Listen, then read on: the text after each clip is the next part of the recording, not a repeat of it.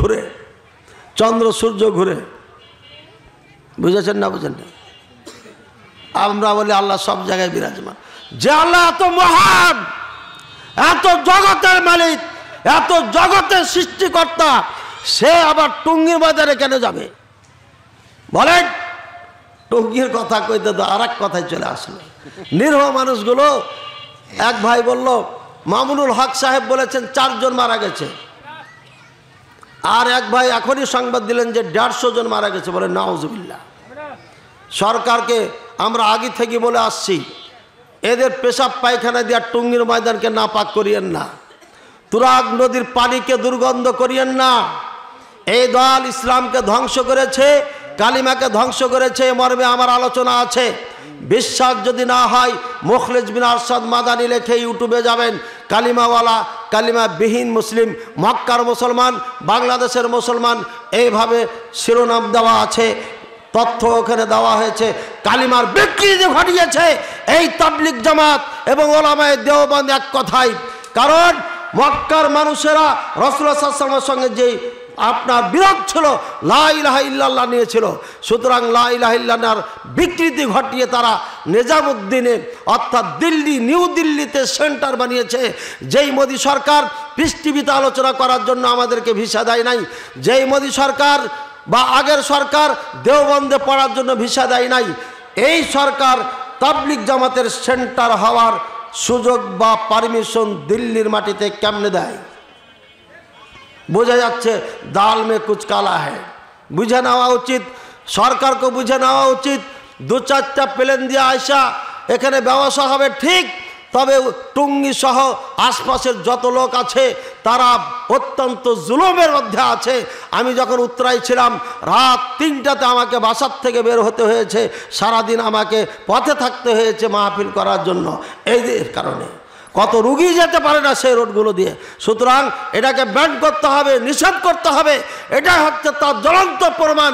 এরা শান্তিপ্রিয় নয়, এরা জঙ্গি, সন্ত্রাস, এদের লিঙ্ক রয়েছে আফগানিস্তানের সাথে। সুতরাং বাংলাদেশেও হয়তো এটা ঘটাবে তারা।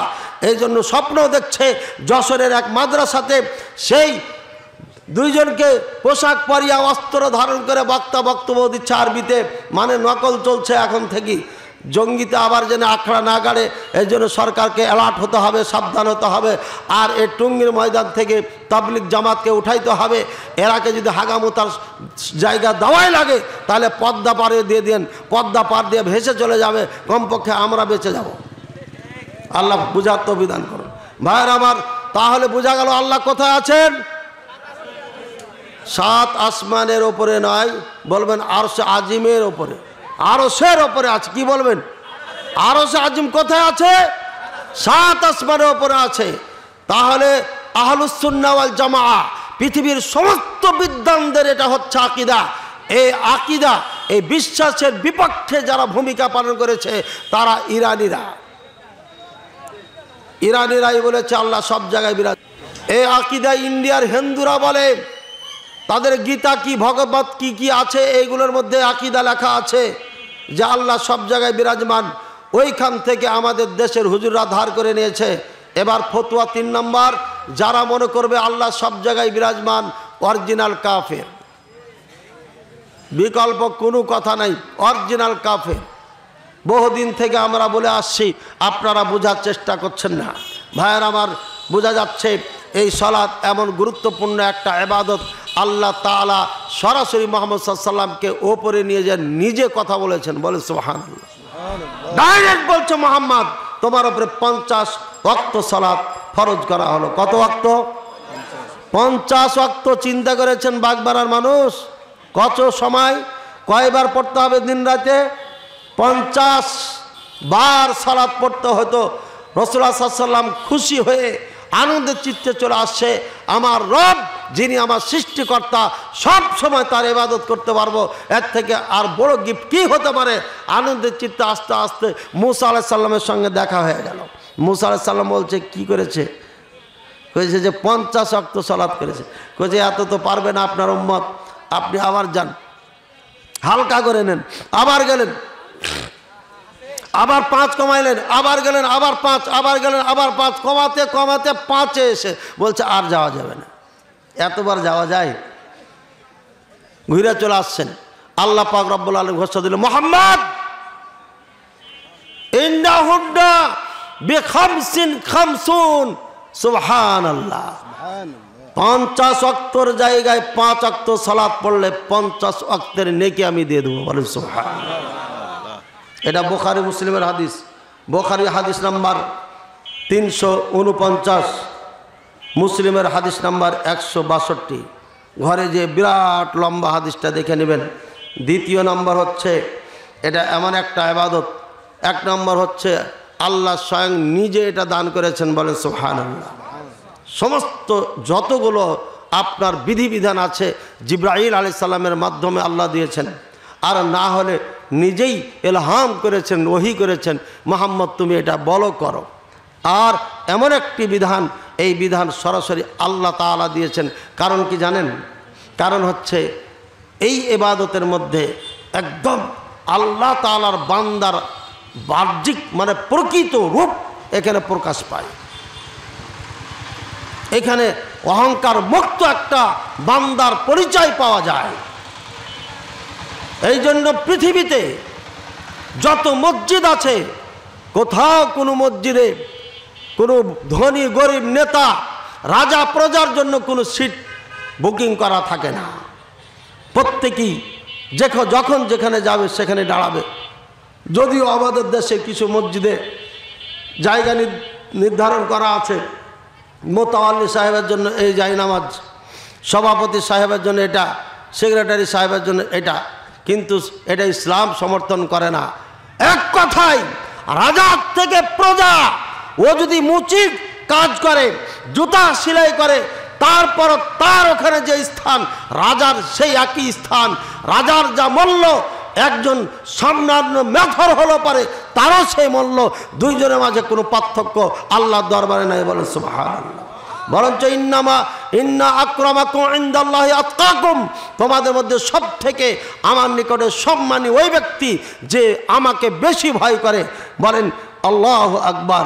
আবার বলেন সুবহানাল্লাহ। আল্লাহ কত মহান, আল্লাহ কত মহান চিন্তা করেন।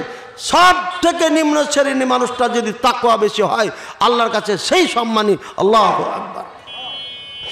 দ্বিতীয় নম্বর, 5 ওয়াক্ত সালাতে 50 ওয়াক্ত নেকি।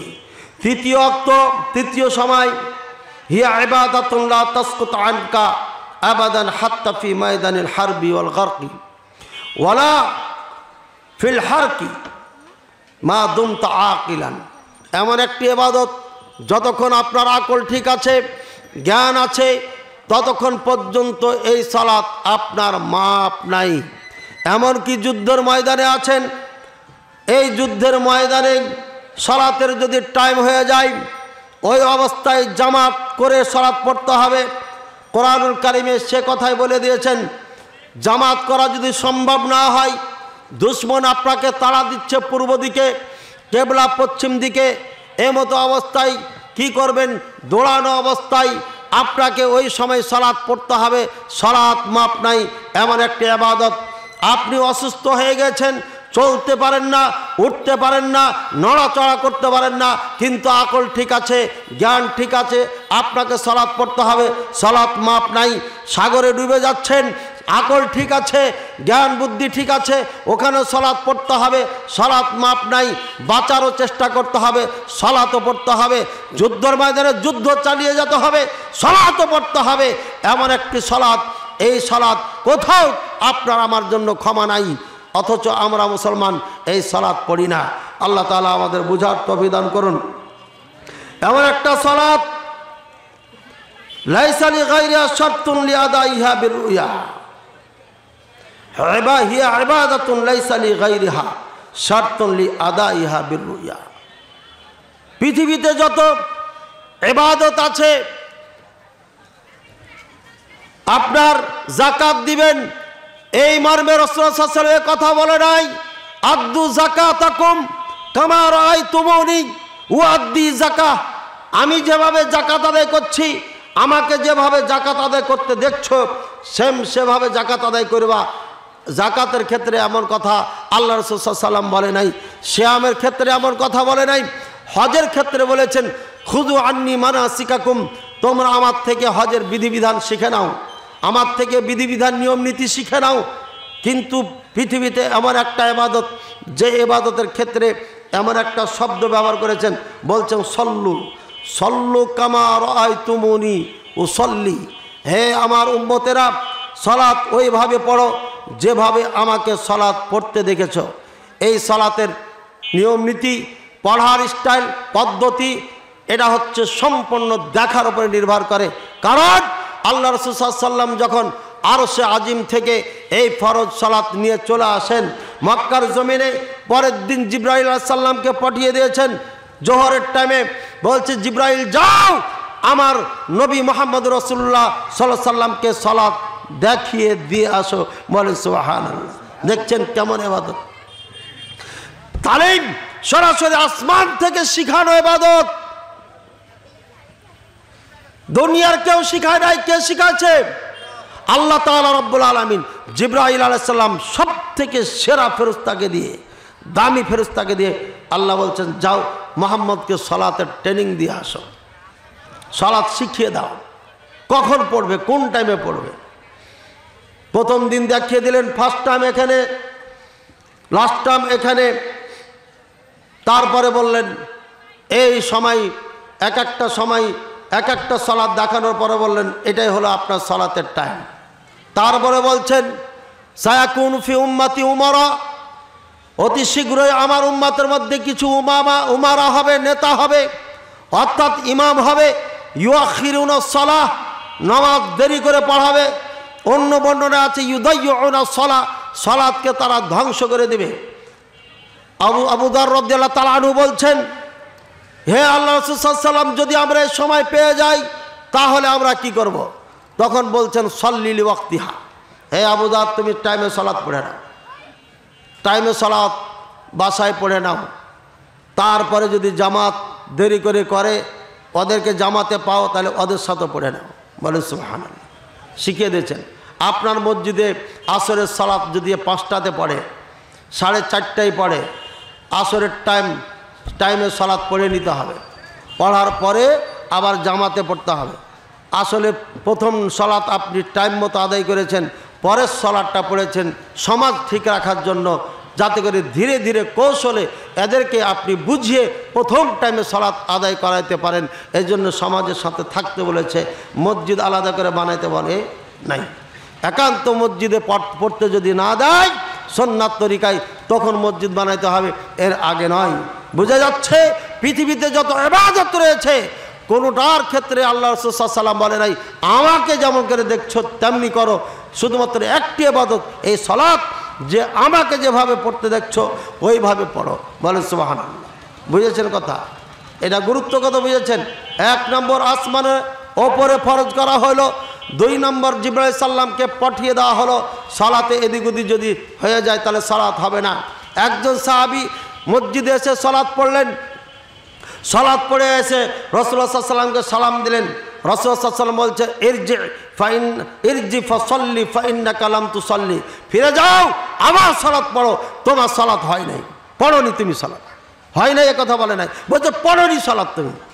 আবার সালাত পড়লেন, পড়ার পরে আবার এসে সালাম দিলেন, আবারও বললেন চলে যাও, সালাত পড়ো নাই, আবার পড়ো। আবার আসলেন, আবার সালাম দিলেন, আবার বলছেন ইরজি ফাসাল্লি ফাইন্নাকা লাম তুসাল্লি, ফিরে যাও তুমি সালাতই পড়োনি। চতুর্থবার বলছেন হে রাসূলুল্লাহ সাল্লাল্লাহু আলাইহি ওয়াসাল্লাম, এর থেকে ভালো করে সালাত আমি পড়তে পারি না, সুতরাং আমাকে দেখাই দেন। এরপরে তখন রাসূলুল্লাহ সাল্লাল্লাহু আলাইহি ওয়াসাল্লাম বললেন সুন্দর করে রুকি করো, সিজদা করো, এইভাবে তেলাওয়াত করো, এইভাবে করো, এইভাবে করো, দেখাই দিলেন। সালাত পড়লেন। বোঝা যাচ্ছে নিজের মতো করে সালাত বানানো হবে না, বোঝা যাচ্ছে এই সালাত ইমামের মতো করে পড়লে হবে না, বোঝা যাচ্ছে এই সালাত মাযহাব অনুযায়ী পড়লে হবে না, বোঝা যাচ্ছে এটা কোনো পীর বাবার সালাত নয়, এটা কোনো ওলিয়া আউলিয়ার সালাত নয়, এটা কোনো ব্যক্তির সালাত নয়, কোনো দলের সালাত নয়। সরাসরি আল্লাহ তাআলা ফরজ করেছেন, আল্লাহ তাআলা যেভাবে পড়তে বলেছেন ওইভাবেই পড়তে হবে, এক বিন্দু পরিমাণ এদিক ওদিক করা যাবে না। এই মর্মে আমার অনেক সালাত বক্তব্য আছে, বাগমারার নিচু বাড়াই বক্তব্য দিয়েছিলাম। আমাদের দেশের মসজিদ আর মক্কা মদিনার সাথে কয়টা পার্থক্য? বলে গেছেন, শুনেন নাই? কয়টা বলেছিলাম? 72টা পার্থক্য বলেছিলাম, এখনো নেটে ভেসে বেড়াচ্ছে।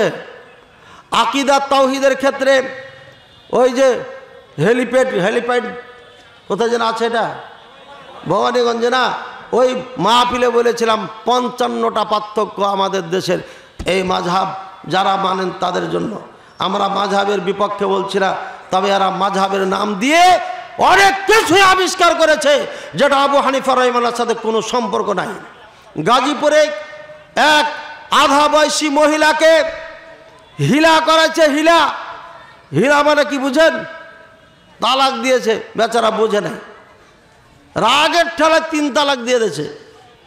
হ্যাঁ, রাগের সময় তালাক দেয় না বউকে, তালাক 3টা দিয়েছে।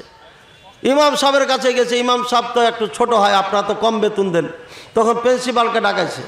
প্রিন্সিপাল কইছে একটা সুবর্ণ সুযোগ, ফতোয়া তো আমরা তৈরি করতে পারি। ফতোয়া তৈরি করেছে, হিলা করাইতে হবে।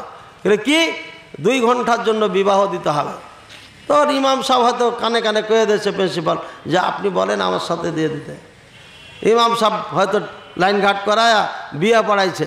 বিয়া পড়িয়া, আরে বেটা বাসর ঘর করবি তো একটা হোটেল ভাড়া কর, বেওকুফের দলকে থাকার, এই জন্যে বলে হুজুরকে বুদ্ধি কম। কথা বুঝছেন? বিয়ে করেছি তুই বাসর ঘর বানাবি, এই বেটা করেছি কি মসজিদের মধ্যে লাটাপাটা করেছে। নাউজুবিল্লাহ সুম্মা নাউজুবিল্লাহ। এই জন্যে এই মৌলবীরা বলে আহলে হাদিসেরা নারীদেরকে মসজিদে ডাকে সালাতের জন্য, এই জন্যে ডাকে যে তারা নারীদেরকে নিয়ে অপকাম করবে। ওলিপুরি সাহেব কান খুলে শুনে নেন আর চোখ মেল করে দেখে নেন, আপনার মুফতি সাহেব মাদ্রাসার প্রিন্সিপাল হিলা তো করেছে, হিলাহিলিটাও মসজিদে করেছে, মসজিদের বাইরে করেনি। বলে নাউজুবিল্লাহ। এটা আপনাদের চরিত্র, আপনাদের কাছে আমাদের মা বোনেরা নিরাপদ নয়, যার কারণে আপনারা বলেন যে আহলে হাদিসেরা মসজিদে মা বোনদেরকে নিয়ে তারা অন্যায় কিছু করায়, এই জন্য তারা ডাকে। কুৎসিত মন্তব্য, রুচিহীন মন্তব্য, হাদিসের বিপক্ষে মন্তব্য করেছে। আমি বহুবার বলেছি অলিপুরি সাহেবকে তওবা করতে হবে। আর আমার দোস্ত যে ফারাইজি ছিল, সে তো গর্তে লুকিয়ে গেছে 18 সাল থেকে, আলহামদুলিল্লাহ পাওয়া যাচ্ছে না। পাইলেও বলবেন তাকে তওবা করতে হবে। পিচ্চি একটা আছে, পটর করে, এটাও একটু লাইনে আসতেছে। সেদিন কালকে দেখলাম ইও মিছিলে লাফাচ্ছে। এদেরকে গ্রেপ্তার করেন না কেন আপনারা? এদের গ্রেপ্তার করেন, এরা সন্ত্রাস, এরাই লেলিয়ে দিয়েছে। মামুনুল হক সাহেব নিজে বলেছেন, অর্ডার করেছেন। সুতরাং বড় খুনি হচ্ছে এরা, এদেরকে আইনের আওতায় আনতে হবে। এরা ঠান্ডা মাথার মানুষ নয়। আহলে হাদিস আমরা কখনো সন্ত্রাসে জড়াই নাই, জড়াবে নাই। আহলে হাদিসের সন্তান ভাইরা আমার, আহলে হাদিসের ওলামায়ে কেরামের মাথা ঠান্ডা, কোরআন সুন্নাহর বাইরে যেতে চায় না, কোরআন সুন্নাহর বাইরে কোনো বক্তব্য দেয় না। বুঝতে পারলেন? সালাত কিভাবে পড়তে হবে? যেভাবে রাসূলুল্লাহ সাল্লাল্লাহু আলাইহি ওয়াসাল্লাম পড়েছেন, টাইম টু টাইম পড়তে হবে। ইন্নাস সালাতা কানাত লিল মুমিনিনা কিতাবাম মাওকুতা, নিশ্চয় সালাত মুমিনদের জন্য নির্দিষ্ট সময় নির্ধারণ করে দেওয়া হয়েছে। সুতরাং সালাতের টাইম আছে, মন মতো সালাতের টাইম তৈরি করা যাবে না। আল্লাহ তাআলা আমাদের বুঝার তৌফিক দান করুন, আল্লাহুম্মা আমিন। 4র্থ নম্বর আলোচনাটা হয়ে গেল, টাইম টু টাইম সালাত পড়তে হবে। হিয়া ইবাদাতুন ওয়াহিদা আল্লামাহা জিবরিল আলাইহিস সালাম ওয়া যালিকা লিআযামি শানিহা। এটা এমন একটি ইবাদত যে ইবাদত জিবরাইল আলাইহিস সালাম সরাসরি নিজেই ট্রেনিং দিয়েছেন, শিখিয়ে দিয়েছেন। বলেন সুবহানাল্লাহ। হিয়া ইবাদাতুন আমারাল্লাহু বিহা নবিয়াহু আইয়ামুর আহলাহু বিহা। এমন একটি ইবাদত আল্লাহ পাক রব্বুল আলামিন তার নবী মুহাম্মদ রাসূলুল্লাহ সাল্লাল্লাহু আলাইহি ওয়াসাল্লামকে আদেশ করছেন, ওয়ামুর আহলাকা বিসসালাহ ওয়াসতাবির আলাইহা। হে মুহাম্মদ, তুমি তোমার আহালকে, পরিবার পরিজনকে এই সালাতের আদেশ করো। এমন একটি ইবাদত পরিবার পরিজনকে আদেশ করার জন্য বলেছেন আল্লাহ পাক রব্বুল আলামিন। হিয়া ইবাদাতুন আমারা বিহাল্লাহু আইসাল্লিহা বিল্লাইল। এমন একটি ইবাদত যে ইবাদতটা রাত দিন পড়ার জন্য আদেশ করেছেন। হিয়া ইবাদাতুন ইনাজি বিহাল আব্দু রাব্বাহ।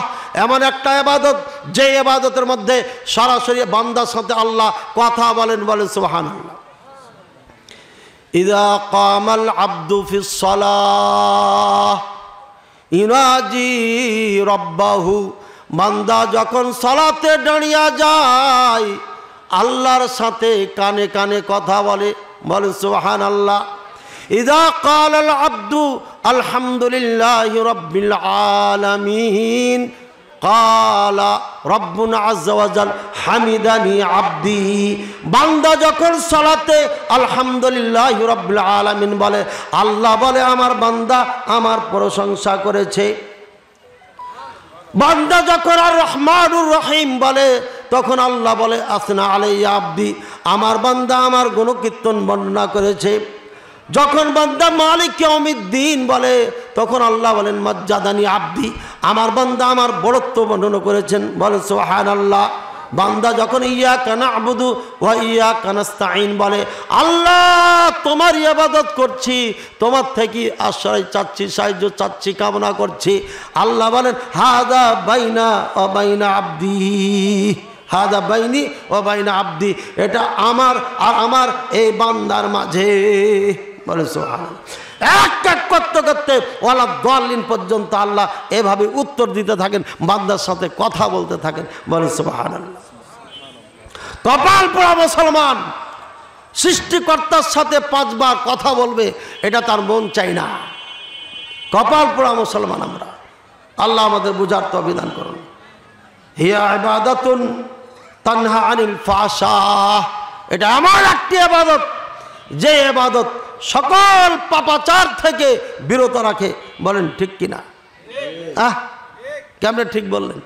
পরীক্ষা করেছেন? পরীক্ষা করেন নাই? স্ত্রীকে যদি বলেন ফজরের আগে এই কনকনে টনটনা ঠান্ডায় যে আজকে যুদ্ধ শুরু হবে, তখন বলবে ফজরের সালাত আছে। এটা ভালো দিয়ে বুঝাইলাম। পাপের কাজে যদি যান একটা টান মারবো, তখন আপনার মনে হবে আমি তো সালাত পড়তে যাবে, মুখে দুর্গন্ধ হবে। সিনেমা হলে যদি যেতে চান, এই জাহান্নামটা বন্ধ হয়েছে, খুব ভালো হয়েছে আলহামদুলিল্লাহ, বলবে যে এখানে তো মাগরিব এশা সব নষ্ট হয়ে যাবে, সুতরাং এখানে যাওয়া যাবে না। যেখানে যাবেন একটা কিছু করতে যাবেন, বলবো আরে আমি তো নামাজি, এ কাজ অবস্থায় দেখলে তো বলবো আরে তুমি 5 ওয়াক্ত নামাজ পড়ো, আবার এদিকেও দিনে করো মোল্লাগিরি, রাতে করো মুরগি চুরি, এই লজ্জাতে সে মুরগি চুরি করবে না, ইত্যাদি ইত্যাদি। সুতরাং সালাত এমন একটা ইবাদত আপনাকে যাবতীয় অন্যায় থেকে বিরত রাখে, বলেন সুবহানাল্লাহ। আল্লাহ পাক রব্বুল বুঝার তৌফিক দেন। হিয়া ইবাদা তামহি আও তুমহি বিহাল খাতায়া আও তুমহা বিহাল খাতায়া, এমন একটা ইবাদত সব গুনাহ ক্ষমা করে দেয় আল্লাহ, সাগীরা গুনাহ। আল্লাহ রাসূল সাল্লাল্লাহু আলাইহি ওয়াসাল্লাম বলছে আরাইতুম লাআন্না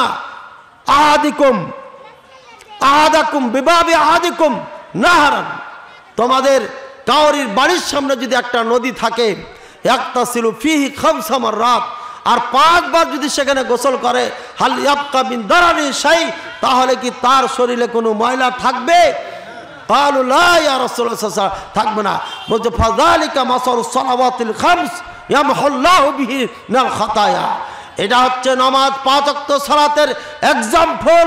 5 বার যারা সালাত পড়ে তাদের সব গুনাহগুলোকে ধুয়ে মুছে দেয়, বলেন সুবহানাল্লাহ। এই নামাজের গুরুত্ব হচ্ছে এটা।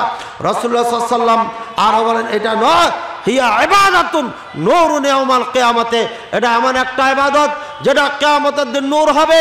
এটা এমন একটা ইবাদত, হিয়া নাজাতুন ইয়াউমাল কিয়ামা, কিয়ামতের দিন নাজাতের ওসিলা হয়ে যাবে। হিয়া ইবাদাতুন বুরহানুন ইয়াউমাল কিয়ামা, এমন একটা ইবাদত কিয়ামতের দিন দলিল হয়ে আপনার সামনে দাঁড়াবে, বলেন সুবহানাল্লাহ।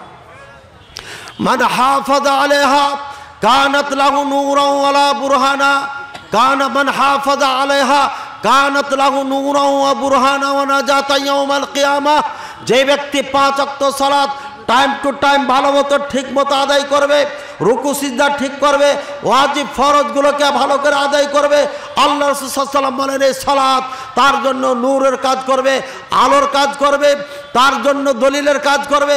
আল্লাহ তাআলা তার এই নামাজের ওসিলায় নাজাত দিয়ে দেবে, বলেন সুবহানাল্লাহ। ওয়া লাম ইউহাফিজ আলাইহা লাম তাকুন লাহু নূরান ওয়ালা বুরহানা ওয়ালা নাজাতা ইয়াউমাল কিয়ামা, আর যারা এটাকে সংরক্ষণ করবে না, আল্লাহ তাআলা তাদের জন্য নূরও বানাবে না, দলিলও করবে না, নাজাতের ওসিলা বানাবে না, বরঞ্চ মা কারুনা ওয়া হামানা ওয়া ফিরআউনা ওয়া উবাই বিন খালব আও কামা ক্বাল আলাইহিস সালাম। বরঞ্চ তার হাসর নাসর হবে কারুনের সাথে, তার হাসর নাসর হবে ফিরআউনের সাথে, তার হাসর নাসর হবে উবাই বিন খালফের সাথে, তার হাসর নাসর হবে হামানের সাথে। কারুনের মাল ছিল অনেক, যার কারণে আল্লাহকে পারওয়া করতো না, মানতো না, নবীকে মানতো না। এই জন্য সমস্ত মাল সম্পদ সহিত তাকে জমিনে আল্লাহ দফন করে দিয়েছেন। বলেন সুবহানাল্লাহ, আবার বলেন নাউযুবিল্লাহ। মুফাসসিরিনে কেরাম, মুহাদ্দিসিনে কেরাম বলেছেন, যারা দুনিয়ার সম্পদের কারণে সালাত পড়ার টাইম হয় না, তাদের হাসর নাসর হবে কারুনের সাথে। বলেন নাউযুবিল্লাহ। যারা নেতৃত্বের জন্য সালাত পড়তে পারে না, তাদের হাসর নাসর হবে ফিরআউনের সাথে। বলেন নাউযুবিল্লাহ। যারা নেতাদেরকে চুগলখড়ি করে, মুনাফিকি করে কথা লাগায়, কুপরামর্শ দেয়, দেশ ও জাতির অকল্যাণে কাজ করে, এমন লোকদের উজির নাজির যারা আছে, উজির অর্থাৎ সংসদ সদস্য, মন্ত্রী যারা আছে, উপদেষ্টা মহোদয় যারা আছে, এদের হাসর নাসর হবে আপনার হামানের সাথে। আর যারা মুনাফিকি চরিত্র বহন করে, এর কথা ওকে লাগায়, এর কথা ওকে লাগায়, এই মুনাফিক চুগলখড়ের হাসর নাসর হবে উবাই বিন খালফের সাথে। বলেন নাউযুবিল্লাহ। নামাজ এত ইম্পর্টেন্ট জিনিস, পড়লে পারে নাজাত, পড়লে পারে দলিল, পড়লে পারে আলোর কাজ করবে। যেদিন কোনো আলো থাকবে না, জিস রোড তোকামুয়া আলান্নার, একটা ব্রিজ পুলসারাত যাকে বলা হয়, জাহান্নামের উপরে এটা খাড়ো করা হবে।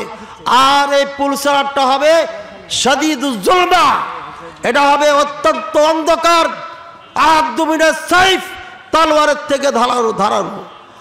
আর এই অন্ধকার পথ দিয়ে সমস্ত গুনাহ পাপকে মাথায় করে এর ওপর দিয়ে অতিক্রম করতে হবে। এটা কঠিন অন্ধকার পথ হবে। ফিহি কালালিব, এখানে কিছু চেকপোস্ট থাকবে। ফি শাওকা, এখানে শাওকা থাকবে, শাওকা সাদান, সাদান গাছের কাঁটার মতো। এই কাঁটার উপর দিয়ে তাকে পুলসারাত পার হতে হবে। সুতরাং নামাজ যদি পড়েন, তাহলে অন্ধকার রাস্তায় আপনার আলোর ব্যবস্থা করে দিবেন। বলেন সুবহানাল্লাহ। বুঝেছি না বুঝে নাই ভাইয়েরা আমার? আর যদি এটা না করি, তাহলে পারে সেদিন ঠেকে যাব, পুলসারাত পার হওয়া যাবে না। পুলসারাত তলোয়ারের থেকে ধারালো, এত চিকন রাস্তা দিয়ে আল্লাহর রহমত ছাড়া আর নেক আমল ছাড়া কশ্চিন কালো এই রাস্তা পার হওয়ার ক্ষমতা নাই। আপনারা হয়তো কল্পনায় করতে পারছেন না। এখান দিয়ে একটা সুতা বেঁধে দেন ওই পিলার পর্যন্ত, সেই চিকন সুতা দিয়ে কে আছেন এখান দিয়ে পার হয়ে চলে যাবেন। আর এই পিলার থেকে ওই পিলার নয়, জাহান্নাম কত হাজার মাইল হবে, এটার মাপ, এটার পরিমাণ কেউ দিতে পারবে না। এই জাহান্নাম এর ওপর দিয়া এই ধারালো, তলোয়ারের থেকে ধারালো, চুলের থেকে সূক্ষ্ম আর অত্যন্ত অন্ধকারচ্ছন্ন এই রাস্তা অতিক্রম করে আপনাকে জান্নাতে যেতে হবে। ভাইয়ের আমার, এই কঠিন পুলসারাত পার হওয়ার জন্য আমাকে আপনাকে প্রস্তুতি নিতে হবে। আর এই প্রস্তুতি সব থেকে বেটার হচ্ছে এই সালাত। সালাত এমন একটা ইবাদত, যে ইবাদত তুকাররিবুকা ইলাল্লাহি আযজা ওয়া জাল, যে ইবাদত আল্লাহর একদম নিকটতম বানিয়ে দেয়।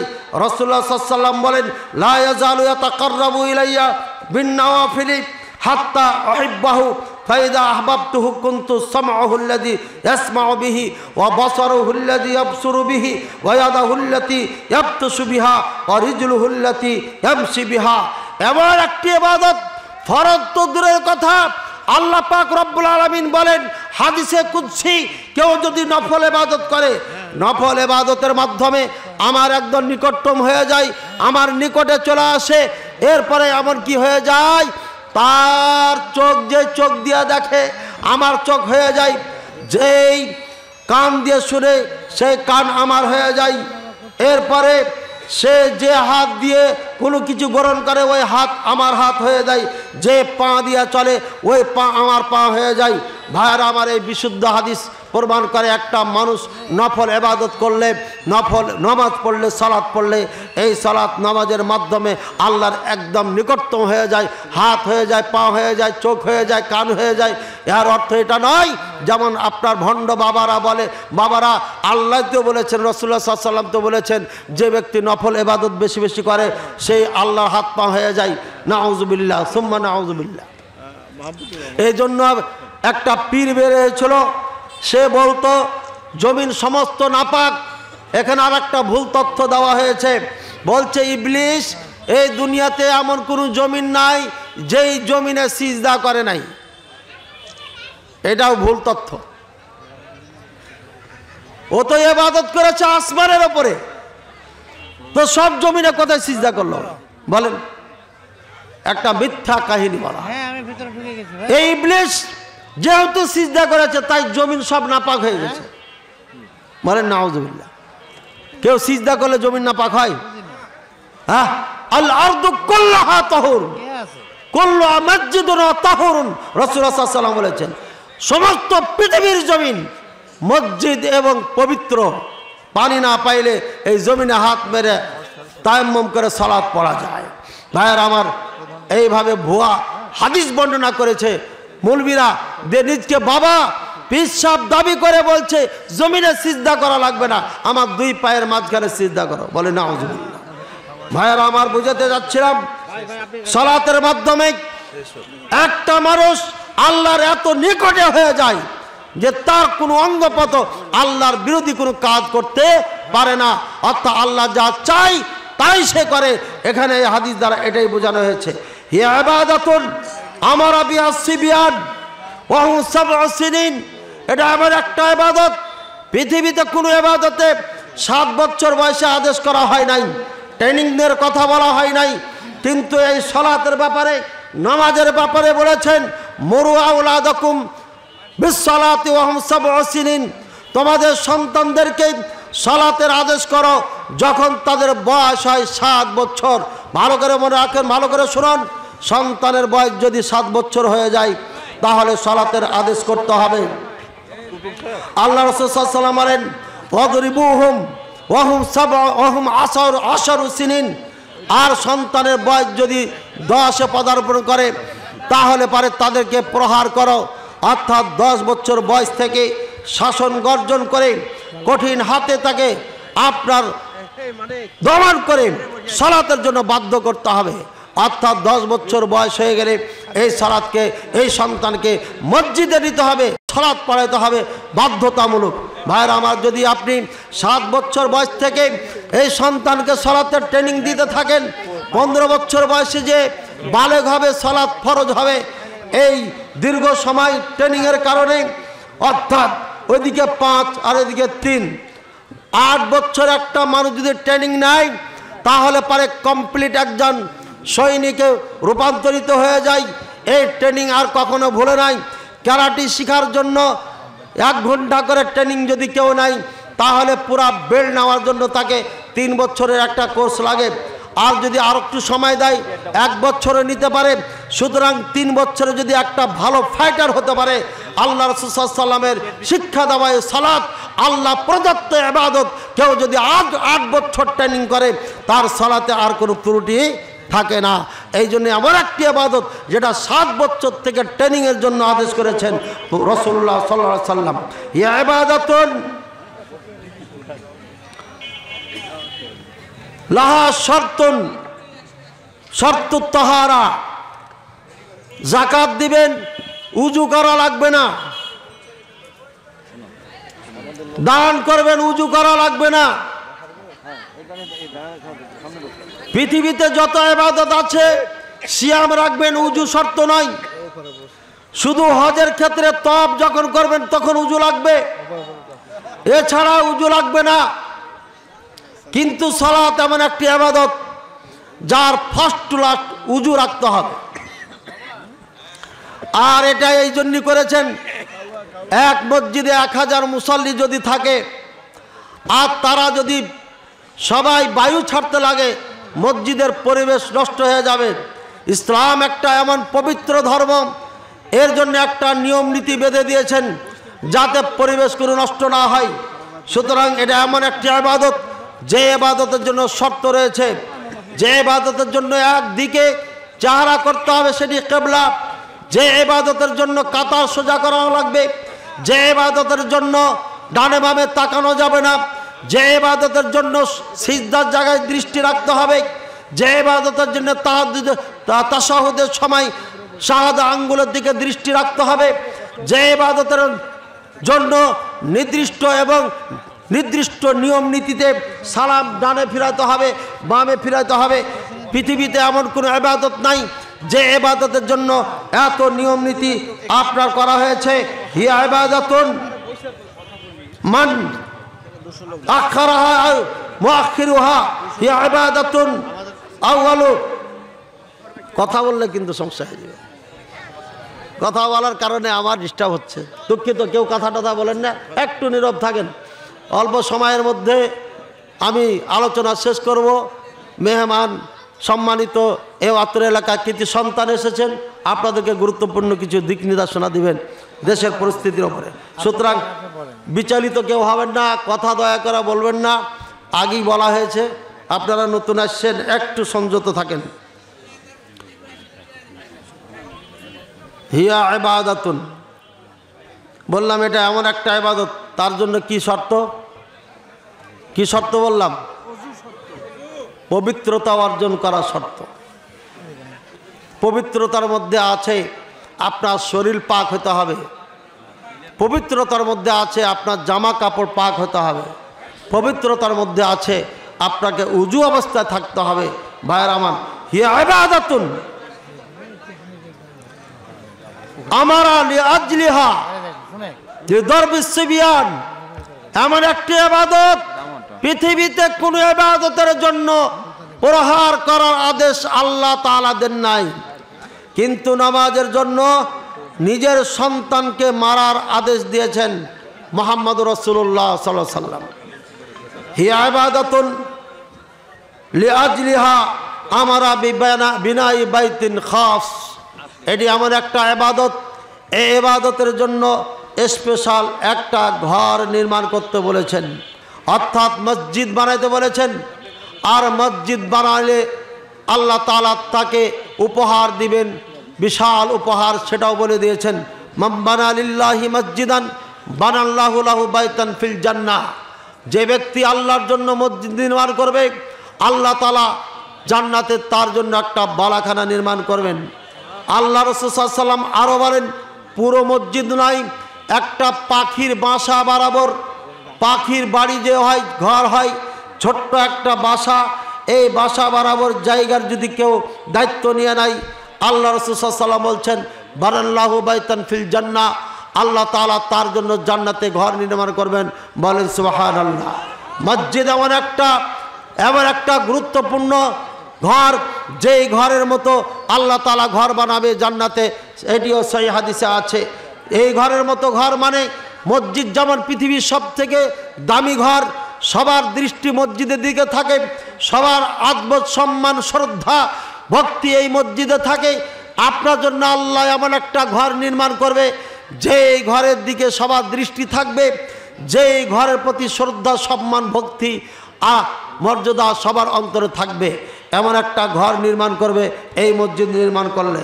হিয়া ইবাদাতুন লাহা আহমিয়াতুন হায়াতুন খাসাতুন আন গায়রিহা, এটা আমার একটা ইবাদত যার একটা নির্দিষ্ট একটা নিয়ম নীতি আছে।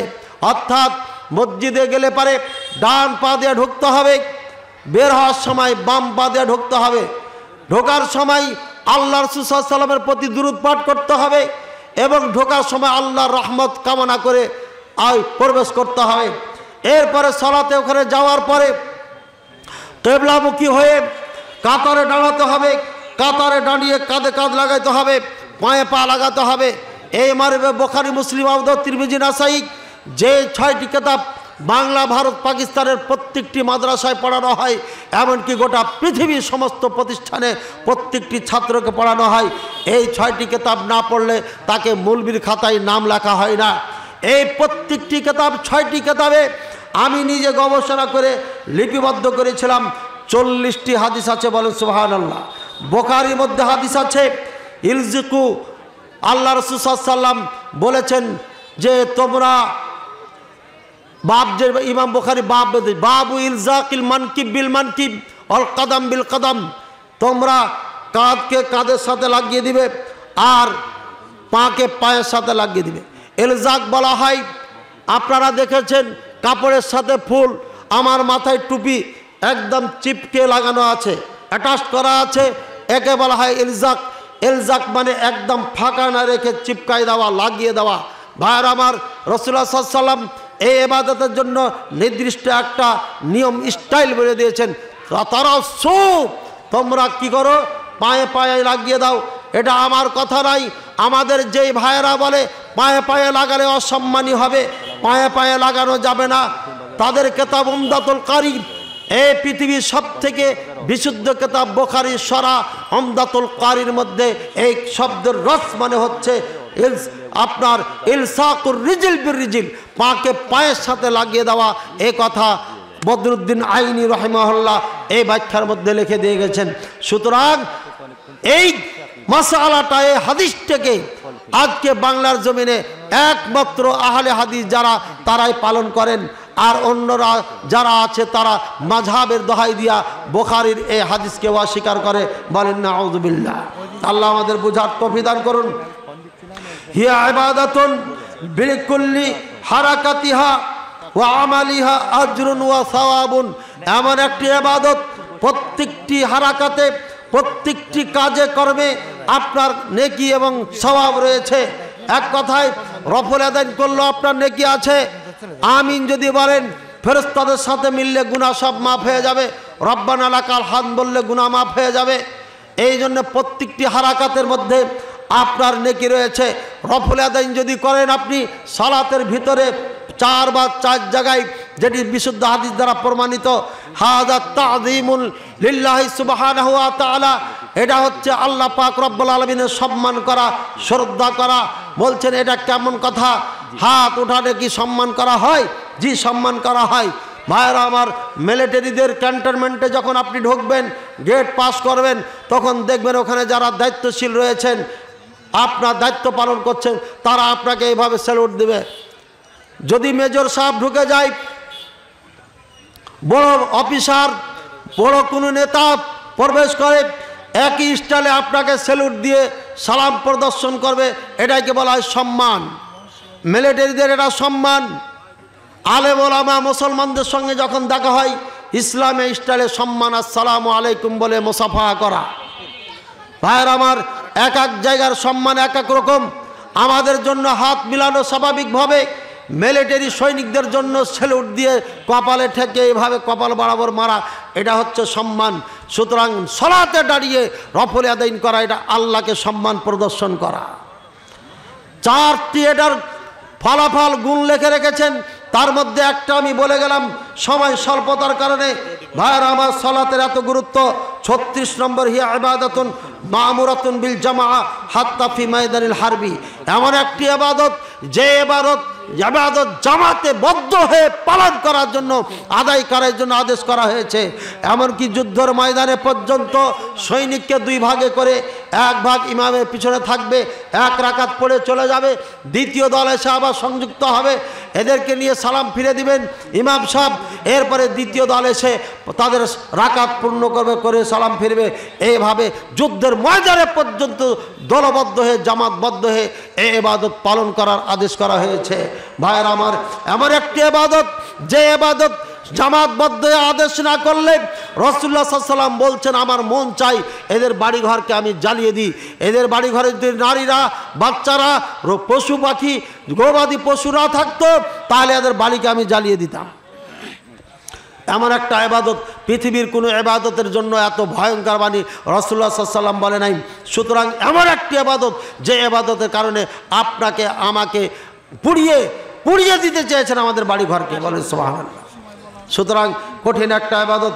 ভাইয়েরা আমার, এই ইবাদত এমন একটি ইবাদত, মান ইয়াতাখাল্লাফ আনহা ফাহুয়া মুনাফিকুন খালিসুন, যে ব্যক্তি ইচ্ছাকৃত এই সালাত থেকে পিছে থাকে, সালাত জামাতে পড়তে চায় না, খাস করে এশার সালাত আর ফজরের সালাত, এরা স্পষ্ট মুনাফিক। মুনাফিক চিনার জন্য ভালো একটা চাবিকাঠি বলছে, মুনাফিক চিনবা তাহলে মসজিদের গেটে দাঁড়িয়ে দেখো কে এশার সালাতে আর ফজর সালাতে আসে না, ওটাই হচ্ছে মুনাফিক। পৃথিবীতে এমন কোনো ইবাদত নাই যাকাত আগে দিলে পরে মুনাফিক হয়ে যাবেন, পরে দিলে মুনাফিক হবেন, এমন কথা কোথাও নাই। কিন্তু সালাত আপনি যদি দেরি করে করে পড়েন তাহলে মুনাফিক হয়ে যাবেন। আল্লাহ তাআলা আমাদের বুঝার তৌফিক দান করুন। হিয়া ইবাদাতুন লাহা মালায়েকাতুন হাররাসুনা মিনাস সামা, এমন একটি ইবাদত যে ইবাদতের জন্য আল্লাহ তাআলা ফেরেশতাদেরকে 2 শিফটের ডিউটি করে দিয়ে দিয়েছেন। এক দল আসে ফজরের সালাতে, আসার পরে তারা আসর পর্যন্ত ডিউটি করে। আসর থেকে আরেক দল আসে, আসর থেকে ফজর সালাত পর্যন্ত ডিউটি করে। 12 ঘন্টা করে ডিউটি ভাগ করা আছে। আল্লাহ তাআলা জিজ্ঞাসা করেন, আমার বান্দাকে কোন অবস্থায় পেয়েছিলা, কোন অবস্থায় রেখে আসলে? ফজরের সালাতে যারা আসেন তারা বলে, আল্লাহ তোমার বান্দাকে ফজরের সালাতে পেয়েছিলাম, আসরের সালাতও পেয়েছিলাম, ফজরের সালাতও পেয়েছিলাম, আসরে পেয়েছিলাম।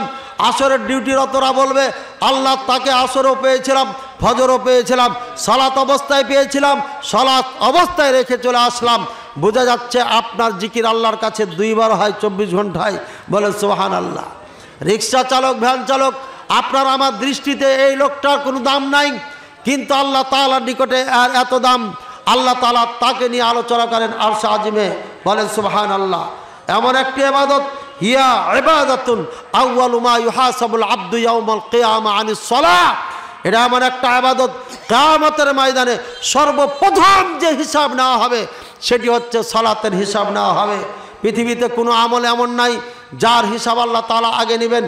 এইটা হচ্ছে এমন একটা ইবাদত যে ইবাদতের হিসাব আল্লাহ তাআলা প্রথমই নেবেন কিয়ামতের ময়দানে।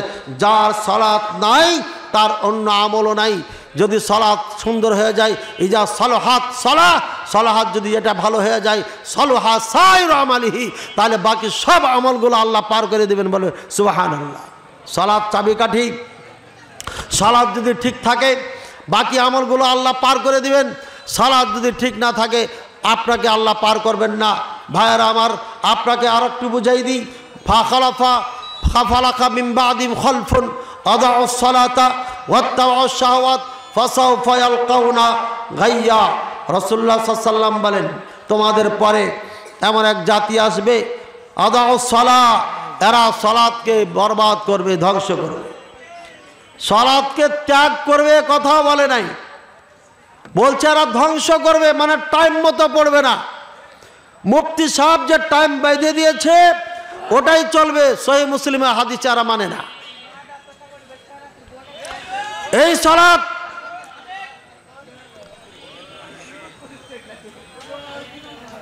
টাইম টু টাইম পড়তে হবে, কিন্তু এরা পড়বে না, আদাউস সালাহ, সালাতকে বরবাদ করবে এরা। ফাসাউফা ইয়ালকাউনা গাইয়া, অতি শীঘ্রই আমি এদেরকে জাহান্নামে নিক্ষেপ করব। সালাত যদি কেউ না পড়ে ঠিক মতো জাহান্নামে দিবে। সালাত যদি ত্যাগ করে দেয় তাহলে কোথায় দিবে? জাহান্নামে দিবে না? মুসলমান হিসাবে দিবে না কাফের হিসাবে? কাফের হিসাবে দিবে। এটা তার দলিল হচ্ছে, বলবেন হুজুর জেনা করার কারণে তো জাহান্নামে দিবে, মদ খাওয়ার কারণে জাহান্নামে দিবে, সুদ ঘুষের কারণে জাহান্নামে দিবে, সুতরাং আপনি এই জাহান্নামে দিবেই বলে তাকে কাফের বলতে পারেন না। এই জন্যই বলছি যে আল্লাহ পাক রব্বুল আলামিন একই আয়াতে তার বলেছেন ইল্লা মান আমানা, তা তবে হ্যাঁ ওই ব্যক্তি যে ঈমান আনবে। বোঝা যাচ্ছে যারা সালাত পড়ে না তারা মুসলিম থাকে না, এই জন্য আল্লাহ তাআলা ঈমান আনার জন্য বলেছেন। আরও স্পষ্ট করে দিচ্ছি, সূরা তাওবার 11 নম্বর আয়াত, ফাইন তাবু ওয়া আকামুস সালাতা ওয়া আতাবুজ যাকাতা ফাইখওয়ানুকুম ফিদ্দিন, যদি তারা তওবা করে, ভালো করে শুনুন, যদি তারা তওবা করে, ওয়া আকামুস সালাহ, সালাত কায়েম করে, ওয়া আতাবুজ যাকাত, যাকাত আদায় করে, ফাইখওয়ানুকুম ফিদ্দিন, তাহলে তারা তোমার দিনী ভাই। এবার উল্টাই দেন, যদি তওবা না করে, সালাত না পড়ে, জাকাত না দেয় তাহলে বলেন না কেন দিনী ভাই নয়। পড়লে দিনী ভাই, না পড়লে দিনী ভাই নয়, অর্থাৎ কাফের হয়ে যায়, মুসলমান থাকে না। এটা স্পষ্ট কোরআনের আয়াত, সূরা তওবা 11 নম্বর। 5 নম্বর আয়াতে বলেছে যদি তারা তওবা করে সালাত পড়ে তাহলে ফাখাল্লু সাবিলাহুম, এদেরকে হত্যা করিও না। যুদ্ধের ময়দানে কথা বলছে, ছেড়ে দাও এদেরকে। এবার হাদিস কি বলছে? বাইনাল রজুলি ওয়াশিরকি ওয়াল কুফরি তারকুস সালাহ, রাওয়াহু মুসলিম। সহিহ মুসলিমের 81 নম্বর হাদিস। একজন মুসলিম আর কাফেরের মাঝে পার্থক্য সালাহ। যে ব্যক্তি সালাত পড়ে সে মুসলিম, যে ব্যক্তি সালাত পড়ে না সে মুসলিম নয়। হাদিস দ্বারা কি বুঝতে পারলাম? কি বুঝতে পারলাম? কথা বলেন না কেন? একজন মুসলিম আর কাফেরের মাঝে পার্থক্য কি? সালাত পড়লে, যদি না পড়ে কাফের। এই যে মুফতি হয়ে গেলেন আপনারা, সকালে উঠা কলিমুদ্দিনের নাম ধরে বলবেন এই কলিমুদ্দিন তুই তো কাফের। এটাও মনে রাখবেন, ইসলাম নাম ধরে কাউ কি কাফের বলতে নিষেধ করেছে। ওটা আল্লাহর ওপরে ছেড়ে দিতে হবে। হইতে পারে এই লোকটা তওবা করেছে, সালাত পড়েছে, ঢাকায় থাকে, আপনি জানেন না, আর এদিকে ফতোয়া মেরে দিয়েছেন, তাহলে আপনি নিজেই বিপদে পড়ে যাবেন। কখন কার ঘটনা, কার পরিবর্তন ঘটে এটা আল্লাহ ভালো জানেন। ভাইরা আমার, সালাত যারা পড়ে না তারা মুসলিম নয়, এটা স্পষ্ট কোরআন দ্বারা প্রমাণিত। সালাত যারা পড়ে না তারা কাফের, এটা এই মুসলিম, সহিহ মুসলিমের হাদিস দ্বারা প্রমাণিত। আরো বলে রাসূলুল্লাহ সাল্লাল্লাহু আলাইহি ওয়াসাল্লাম মান তারাকা সালাতান মাকতুবাতান মুতাআম্মিদান ফাকাদ কাফার। স্পষ্ট কথা, যে ব্যক্তি ইচ্ছাকৃত এক ওয়াক্ত সালাত ত্যাগ করে, ছেড়ে দেয়, সে ব্যক্তি কাফের। হাদিস কয়টা দিলাম? 2টা দিলাম। আল আহাদু বাইনানা বাইনাহুমা সালাত ফামান তারাকা ফাকাদ কাফারা কামা ক্বালা আলাইহিস সালাতু ওয়াসসালাম। আমাদের মাঝে কাফেরদের মাঝে একটাই পার্থক্য, অঙ্গীকার, সেটা হচ্ছে সালাত। যে ছেড়ে দেয় কাফের হয়ে যায়। তাহলে কোরআন দ্বারা হাদিস দ্বারা বোঝা গেল সালাত যারা পড়ে না তারা কাফের। এবার ফতোয়া আল্লাহ থেকে পেয়ে গেলাম, রাসূল সাল্লাল্লাহু আলাইহি সাল্লাম থেকে পেয়ে গেলাম। যদিও ফতোয়া আল্লাহ থেকে পেলাম এ কথা বলা ঠিক নয়। আল্লাহর বিধান পেয়ে গেলাম, রাসূলুল্লাহ সাল্লাল্লাহু আলাইহি সাল্লামের বিধান থেকেও বিধান পেয়ে গেলাম। যারা সালাত পড়ে না তারা মুসলিম থাকে না। এবার সাহাবায়ে কেরাম কি বলেন? ওমর রাদিয়াল্লাহু তাআলা আনহুকে যখন আঘাত করা হয় বর্ষার, রক্তাক্ত হয়ে বেহুশ হয়ে গেছেন, সালাত অবস্থায় ছিলেন। হুঁশ যখন ফিরে এসেছে তখন উনি বলছেন আসসালা আসসালা, অর্থাৎ আমি সালাত পড়বো, আমাকে পানি দাও, উজু করি। তখন উপস্থিত জনতা বলেছিলেন হে আমিরুল মুমিনিন, আপনি কেমনে সালাত পড়বেন? আপনি তো রক্তে রঞ্জিত হয়ে আছেন। তখন বলছে ওয়াহ লা হাদ্দা ফিল ইসলামি মাল্লা সালাত আলাহু। আফসোস, মনে রেখো, যে ব্যক্তি সালাত পড়ে না ইসলামে তার বিন্দু পরিমাণ কোনো আপনার অংশীদারিত্ব নাই। অর্থাৎ যারা সালাত পড়ে না মুসলমান থাকে না। আমিরুল মুমিনিন, অর্ধ বিশ্বের রাজা বাদশাহ, খলিফাতুল মুসলিমিন, জান্নাতের সার্টিফিকেট প্রাপ্ত সাহাবী ওমর রাদিয়াল্লাহু তাআলা আনহুর ফতোয়া অনুযায়ী যে ব্যক্তি সালাত পড়ে না সেই ব্যক্তি মুসলমান থাকে না। এবার সাহাবায়ে কেরামদের ইবনে মাসউদ রাদিয়াল্লাহু তাআলা আনহু বলছেন মাল্লা সালাত আলাহু ফালা হাদ্দা ফিল ইসলাম। যে ব্যক্তি সালাত পড়ে না ইসলামে তার কোনো ধরনের অংশীদারিত্ব নাই। এরপরে আব্দুল্লাহ বিন শাকিক রাদিয়াল্লাহু তাআলা আনহু সমস্ত সাহাবায়ে কেরামদের ফতোয়া নকল করছে। বলছেন লাম ইয়ারাও আহাদুম মিন আসহাবিন নবী সাল্লাল্লাহু আলাইহি ওয়াসাল্লাম কুফরান ইল্লা তারিকাস সালাহ। আমাদের সাহাবায়ে কেরাম রাসূলুল্লাহ সাল্লাল্লাহু আলাইহি ওয়াসাল্লামের সঙ্গী সাথীরা সালাত ত্যাগকারী ব্যতীত কাউকে কাফের মনে করতেন না। অর্থাৎ যারা কালিমা পড়েছেন এদের মধ্যে যারা সালাত পড়ে তারাকে মুসলমান মনে করি আমরা, আর যারা সালাত পড়ে না তাদেরকে কাফের মনে করি।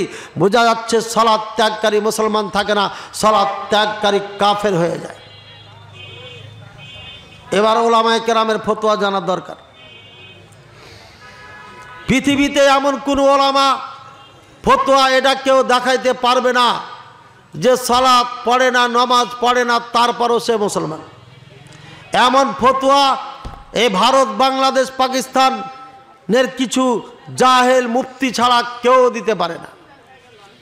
এরা মানুষকে খুশি করার জন্য মন গড়া ফতোয়া দেয়। কিছুক্ষণ আগে যেমন বললাম, মন গড়া ফতোয়া দিয়েছে, হিলা করে বিয়ে করেছে 2 ঘন্টার, আর মসজিদি কাজ সেরে দিয়েছে, নাউজুবিল্লাহ। এটা ধর্মের নামে ধর্মকে ছোট করা হয়েছে, মুসলিম জাতিকে ছোট করা হয়েছে। এই আলেমদের কঠিনভাবে শাস্তি দেওয়া দরকার। এমন আলেমদের শাস্তির আওতায় না নিয়ে আসলে, যুগ যুগ ধরে যেমন নারীদেরকে কতবার কত নারীদের ইজ্জত নষ্ট করেছে আল্লাহ ভালো জানে গোপনে। তবে আমার জানা মতে আমি নিজে এই 2টা পেলাম। মিরপুর থেকে আমাকে ফোন দিয়ে এক নারী বলেছিল, আমার স্বামী আমাকে তালাক দেয়, আমার মা ইমাম সাহেবের কাছে যাই, ইমাম সাহেবের কাছে ফতোয়া নিয়ে এসে বলল, মা তোমার বিবাহ দিয়েছি মাত্র 1 রাতের জন্য, তোমার কাছে তোমার স্বামী আসবে, বর্তমান স্বামী, আর রাত্রে থাকবে। মা আমি এ কাজ করতে পারবো না, এটা কেমন কথা? আরে রাগ করলে পারে, তুই তো হালালই হবি না, এটা তো ইমাম সাহেব বলে দিয়েছে, হালাল হতে হবে না, না হলে তুমি তো তোমার স্বামীকে পাবে না, তোমার সন্তানের কি হবে? এই ভোলা ভালা মহিলা না বোঝার কারণে খুব আপত্তিকর মানে অগত্যিকে পড়ে, যেটা আমাদের গ্রামের ভাষায় পড়ে, বাধ্য হয়ে সম্মতি দেয়। এরপরে রাত্রে আসে রাত 12টার দিকে আসা বাসর ঘর করে এ বাহাদুর ফজরের সলাতের আজানের 1 ঘন্টা আগে পালাইছে। আমি বললাম, কি আপনার এই 1 রাত্রে স্বামীর কি দাড়ি ছিল? বলছে দাড়ি আছে। তাহলে কি বুঝলেন আপনি? এই অন্ধকার রাত্রে লাইটটা জ্বালানো যাবে না এই বিয়েতে, বুঝছেন? এই অন্ধকার রাত্রে যে বাসর ঘর করেছে, এর দাড়ি ছিল, এর মানে কি বুঝলেন? কি বুঝলেন? হ্যাঁ, এই যে চালাক আছে রে, আপনি ইমাম নাকি? এটা ইমাম সাহেবের কাজ। এই জন্য বলেছে লাইট জ্বালানো যাবে না। কেমন বিয়া, কেমন বাসর ঘর, বউর মুখ দেখবে না, আর স্বামীর মুখ বউ দেখবে না, এটা হলো রে ভাই? আরেক ধর্মকে কিভাবে মাযহাবের নাম দিয়ে বানিয়েছে দেখলেন? চিন্তা করেছেন? টঙ্গীর ময়দানে সরাসরি নেতা বলেছেন মামুনুল হক সাহেব, হেফাজতের ইসলামের নেতা না কিসের নেতা, এরা নাকি ধর্মীয় নেতা, শাইখুল হাদিস, ইবনু শাইখুল হাদিস। কেমন এরা শাইখুল হাদিস, কেমনে হাদিস বুঝে আর আমি আল্লাহ ভালো জানে। তবে নিঃসন্দেহে আমি তাকে শ্রদ্ধা করি, সম্মান করি, দেখা হলে পারে বুকে জড়িয়ে ধরবে, এতে কোনো সন্দেহ নাই। কিন্তু তাদের ফতোয়া শুনে আমাকে আশ্চর্য লাগে। ফতোয়া দিয়েছে 7 পন্থীদের জায়গা নাই, টঙ্গীর ময়দান খালি করে দিলাম, লাগাও ডান্ডা, ঠান্ডা করে দাও। আদেশ দাতা এরাই না? একজনের নাম ধরলাম, যারা যারা আদেশ করেছে সরকারকে বলবো সবটিকে আবার ভরে জেলে, আবার ভালো করে সাইজ করেন। এদের মাথা এখনো ঠান্ডা হয়নি, এদের মাথা এখনো গরম হয়ে আছে। কি যে করলো হাসিনা এতদিন আল্লাহ জানে, এদের মাথায় ঠান্ডা হয়নি এখনো। যা হোক, ইসলাম এটা সমর্থন করে না মুসলমানে মারামারি করে। আর স্টেজে আসার আগে এক ভাই বলল 150 জন মারা গেছে, বলেন নাউজুবিল্লাহ। একটা প্রাণী যদি চলে যায়, রাসূলুল্লাহ সাল্লাল্লাহু আলাইহি ওয়াসাল্লাম বলেছেন আল কাতিল ওয়াল মাকতুল ফিন্নার, যে হত্যা করেছে, যে হত্যা হয়েছে, 2 জনই জাহান্নামী। একজন মুসলমান আর একজন মুসলমানে মারামারি করে মারা গেলে 2 জনই জাহান্নামী। বলবেন যে মারা গেছে ওর কি দোষ? রাসূলুল্লাহ সাল্লাল্লাহু আলাইহি ওয়াসাল্লাম ওটা বলে দিয়েছেন, ওয়া কাদ হারিসুল লিকাতলি আখিহি, কারণ এই লোকটাও তাকে হত্যা করার চেষ্টাই ছিল কিন্তু পারে নাই। 2 জনের ইচ্ছা ছিল আমি তাকে হত্যা করব, এই জন্য 2 জনই জাহান্নামী। হ্যাঁ, যদি সে হত্যা না করে, শুধু বাধা দেয়, এরপরে কেউ এসে মেরে ফেলেছে, এইভাবে যদি হত্যা হয়ে যায়, তাহলে হয়তো আল্লাহ পাক রব্বুল আলামিন কিছুটা হলো ক্ষমা করবে। কিন্তু এখানে যুদ্ধের ময়দান কায়েম করে বলছে আমরা বদর জয় করে ফেলেছি। নাউজুবিল্লাহ সুম্মা নাউজুবিল্লাহ। স্পষ্ট এটা গুমরাহি। আমি এখান থেকে বলতে চাই, তাবলিগ জামাত যদি থাকে সাদ সাহেবেরটাই থাকবে, জুবাইর সাহেবেরটা থাকবে না। বুঝেছেন কেন বললাম? ইন্ডিয়াতে কে নেতা? জুবাইর সাহেব কি আছে ইন্ডিয়াতে? ইন্ডিয়াতে কি জুবাইর সাহেব আছে? আরে জুবাইর সাহেবের বাড়ি বাংলাদেশে। বাংলাদেশে তাবলিগ জামাত দুই ভাগে ভাগ হয়েছে, একটা জুবাইরি, একটা সাদি। বুঝেছেন? জুবাইরপন্থী আর সাদপন্থী। জুবাইর সাহেবের বাড়ি হচ্ছে বাংলাদেশ, ঢাকায়, এর একটা দল। আর সাদ সাহেবের ইন্ডিয়ার মানুষ, ওর একটা দল হয়েছে। তো ইন্ডিয়াতে যে তাবলিগ জামাত আছে ওদের নেতা কেটা? সাদ সাহেব না? পাকিস্তানের নেতা কেটা? সাদ সাহেব। দিল্লিতে যে আমির হবে, গোটা পৃথিবীর আমির সে হবে, এটা তাদের নিয়ম। সুতরাং বাংলাদেশে দুই দল হয়েছে, এর মানে জুবাইর সাহেবের দলটা এটা উগ্র দল, এরা এখানে সমস্যা করেছে। হ্যাঁ, সাদ সাহেবের ভুল আছে, হাদিসের অপব্যাখ্যা করেছে, কথার কথা শুনলাম, ধরে বলে নিলাম। আমাদের অনেক বক্তারে বলছে সাদ সাহেবের এই ভুল ওই ভুল। আরে তোরও তো ভুল আছে, তোর গোটা গোষ্ঠীরও তো ভুল আছে, ভুলের ঊর্ধ্বে কেটা আছে? সমাধান করো। আলেম ওলামা বসে, সাদ সাহেব আপনি এই ফতোয়া দিয়েছেন, এটা কোরআন সুন্নাহ পরিপন্থী। সমাধান করে যদি না পারো তাহলে তোমরা তখন সতর্ক করো। কিন্তু একই ময়দানে তাবলিগ জামাতের নাম দিয়ে, দাওয়াতের নাম দিয়ে, ইসলামের লেবাস পরিধান করে তোমরা 100 জন, 150 জন বা 2 জন বা 3 জন, 4 জন মানুষকে হত্যা করবা, এটা কোন ধর্মের শিক্ষা দিয়েছে? কোন ইসলামের শিক্ষা দিয়েছে? এটা কোরআনের ইসলাম, আমাদের ইসলাম, আল্লাহর মনোনীত ধর্ম ইসলাম, এটা শিক্ষা নাই। বুঝেছি না? বুঝে নাই? এই জন্য এদের ব্যাপারে পদক্ষেপ সরকারকে নেওয়া খুবই জরুরি। আল্লাহ তাআলা আমাদের বুঝার তৌফিক দান করুন। আচ্ছা, ধন্যবাদ, জাযাকুমুল্লাহ খায়রান। ওইখানে টেবিল নিয়ে বসে আছেন, আপনারা এই সবার জন্য মনে প্রাণে সেখানে দান করবেন, যাতে করে সভাটা খুব সুন্দরভাবে হয়ে যায়। এটা প্রশ্ন করেছেন নাকি? প্রশ্ন না, এটা কি বলছিলাম ভাই? কি বলছিলাম? হ্যাঁ, টুঙ্গির ময়দান থেকে চলে এসেছি। বলছিলাম সমস্ত সাহাবায়ে কেরামদের ফতোয়া কি সালাত যদি না পড়ে, সমস্ত সাহাবায়ে কেরাম কাফের মনে করে। সুতরাং বাংলাদেশের কোন হুজুর কি ফতোয়া দিল এটা দেখার বিষয় না। কোরআন বলছে মুসলমান থাকে না, হাদিস বলছে মুসলমান থাকে না, আমিরুল মুমিনিন উমর রাদিয়াল্লাহু তাআলা আনহু বলছেন মুসলমান থাকে না, ইবনে মাসউদ রাদিয়াল্লাহু তাআলা আনহু তিনিও বলছেন মুসলমান থাকে না। সমস্ত সাহাবায়ে কেরাম একমত সালাত না। আপনার টাইম নাই, অফিসে ব্যস্ত, জোহরের 4 রাকাত আপনি পড়ে নেন, আসরের 4 রাকাত পড়েন, মাগরিবের 3 রাকাত পড়েন, এশার 4 রাকাত পড়েন, ফজরের 2 রাকাত পড়েন, মোট 17 রাকাত আপনি সালাত পড়েন, আপনি তাহলে মুসলিম, আপনি জান্নাতে যাবেন।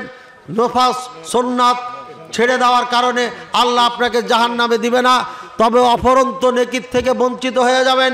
রাসূলুল্লাহ সাল্লাল্লাহু আলাইহি ওয়াসাল্লাম বলেছেন, তোমরা নফল বেশি বেশি করে পড়ো, তোমাদের নেকি যদি কমে যায়, নফলগুলোকে ফরজের ন্যায় সমতুল্য করে তোমাদের নেকি পূর্ণ করে আল্লাহ তাআলা জান্নাতে দিবেন, বলে সুবহানাল্লাহ। এই জন্য এগুলো পড়বেন ভাইয়ার আমার। আল্লাহ তাআলা আমাদের বুঝার তৌফিক দান করুন। যারওয়াতুস সালামিহি আল জিহাদ, রাসূলুল্লাহ সাল্লাল্লাহু আলাইহি ওয়াসাল্লাম বলেছেন এটা হচ্ছে সালাত ইসলামের স্তম্ভ। বুনিয়াল ইসলাম আলা খামসিন, শাহাদাতি আল্লাহ ইলাহা ইল্লাল্লাহ ওয়া আন্না মুহাম্মাদুর রাসূলুল্লাহ। 1 নম্বর কালিমা শাহাদা। কালিমা শাহাদা হচ্ছে ইসলামের স্তম্ভ। আপনাকে মুমিন হতে হলে কালিমা শাহাদা কি আছে, লা ইলাহা ইল্লাল্লাহ কি আছে, লা ইলাহা ইল্লাল্লাহর 8টি শর্ত এটি জানতে হবে, লা ইলাহা ইল্লাল্লাহর 2টি রুকুন এটি জানতে হবে, লা ইলাহা ইল্লাল্লাহর দাবি হচ্ছে 3টি এটি জানতে হবে। এরপরে মুহাম্মদ সাল্লাল্লাহু আলাইহি ওয়াসাল্লাম একে রসুল হিসাবে মানতে হবে। রসুল হিসাবে কেন মানবেন, কীভাবে মানবেন এটাও জানতে হবে। জানলে পরে আপনি ইসলামে প্রবেশ করবেন। এরপরে আপনাকে সালাত কায়েম করতে হবে। সালাত কায়েম করলে দ্বিতীয় স্তম্ভ আপনার রেডি হয়ে গেল, ঠিক হয়ে গেল। এরপরে যাকাত আদায় করতে হবে মাল থাকলে, এরপরে সিয়াম পালন করতে হবে, আবার মাল থাকলে হজ আদায় করতে হবে। তাহলে 5টা স্তম্ভ কমপ্লিট হলো, আপনি মুসলিম হয়ে গেলেন। এরপরে আনতুমিনা বিল্লাহি ওয়া মালাইকাতিহি ওয়া কুতুবিহি ওয়া রাসূলিহি ওয়াল ইয়াউমিল আখিরি ওয়াল কদরি খাইরিহি ওয়া শাররিহি, এই 6টির প্রতি ঈমান আনতে হবে। 1 নম্বর আল্লাহর প্রতি বিশ্বাস স্থাপন করতে হবে। আমি এটা আগে বলেছি, আল্লাহর প্রতি বিশ্বাস মানে যেভাবে কোরআনে আছে, যেভাবে রাসূলুল্লাহ সাল্লাল্লাহু আলাইহি ওয়াসাল্লাম বলেছেন সেভাবে ঈমান আনতে হবে। আল্লাহ কোথায় আছেন? আল্লাহর আকার না নিরাকার? তাহলে নিরাকার না, তাহলে আকার। ভাই আকার আছে কিন্তু বলা যাবে না, এটা একটা আকীদা। আল্লাহর হাত আছে, বলবেন কি আল্লাহর হাত আছে, আল্লাহর পা আছে, আল্লাহর চোখ আছে, আল্লাহ শুনেন, আল্লাহ দেখেন। আমি কিন্তু কানের ব্যাপারে বলি নাই আল্লাহর কান আছে, একথা বলেছি। কি বলেছি শুনেন, মানে কোরআনে হাদিসে যেভাবে আছে ওইভাবেই বলতে হবে, একটু এদিক দিয়ে বলা যাবে না। আল্লাহ আরশের ওপরে আছেন, কোরআনে আছে, হাদিসে আছে, ওটাই ওইভাবেই বলতে হবে। তাহলে হাত আছে, পা আছে, শুনেন, দেখেন, চোখ আছে, স্পষ্ট বোঝা যাচ্ছে আল্লাহর চেহারা আছে, তাহলে বোঝা যাচ্ছে আল্লাহ আছে। আল্লাহর একটা কি আছে? আকৃতি আছে। কিয়ামতের ময়দানে মুমিনদের সামনে আল্লাহ আসবেন, দেখা দিবেন, কথা বলবেন, বলে সুবহানাল্লাহ। সব থেকে বড় নিয়ামত হবে আল্লাহকে দেখা জান্নাতীদের জন্য। একটু সংক্ষিপ্ত করেন, শেষ করেন। জি, সুতরাং বোঝা যাচ্ছে আল্লাহ তাআলা নিরাকার নয়, আকার আছে, তবে বলা যাবে না আল্লাহ আকার আছে, বলতে হবে এভাবে যেভাবে কোরআন হাদিসে আছে। ভাইয়ের আমার, আপনারা দেখতে পাচ্ছেন এটা হচ্ছে আপনার ইসলামের স্তম্ভের একটি। যদি সালাত থাকে তাহলে আপনার সব আছে, সালাত নাই আপনার কিচ্ছু নাই। এই জন্য আল্লাহ তাআলার নিকটে দোয়া করি, হে আল্লাহ তুমি সকলকে মুসাল্লি, সাচ্চা পাক্কা মুসাল্লি হওয়ার তৌফিক দান করুন, বলে আমিন। আল্লাহ সবাইকে নামাজ 5 ওয়াক্ত পড়ার তৌফিক দান করুন, বলে আমিন। আল্লাহ আমাদের ইবাদতকে কবুল করো। আল্লাহ তুমি আমাদের জানে মালে টাকা পয়সা বরকত দান করো। আল্লাহ প্রত্যেককে দিন বুঝার, দিনের উপরে চলার তৌফিক দান করুন, আমিন। আচ্ছা, জাযাকুমুল্লাহ খায়রান। সর্বপ্রথম দোয়া করছি আল্লাহর কাছে, আমরা যা বললাম শুনলাম তা যেন আমল করার তৌফিক দান করেন। এরপরে ধন্যবাদ জানাচ্ছি অত্র মাহফিলের কর্তৃপক্ষকে, তারপরে ধন্যবাদ জানাচ্ছি সম্মানিত মেহমানকে, যিনি দীর্ঘক্ষণ বসে আলোচনা শুনলেন। এই জন্য আল্লাহ তাআলার নিকটে দোয়া করি আল্লাহ যেন তাদেরকে উত্তম প্রতিদান দান করেন, তাকে যেন আল্লাহ হায়াতে তাইয়্যিবা দান করেন, আমিন। ওয়া সাল্লাল্লাহু আলা নবিনা মুহাম্মদ ওয়া আলা আলিহি ওয়া সাহবিহি সাল্লাম। সুবহানাকাল্লাহুম্মা ওয়া বিহামদিকা আশহাদু আল্লা ইলাহা ইল্লা আনতা আস্তাগফিরুকা ওয়া আতুবু ইলাইক। আসসালামু আলাইকুম ওয়া রাহমাতুল্লাহি ওয়া বারাকাতুহু। জাযাকুমুল্লাহ। পরে দিচ্ছি।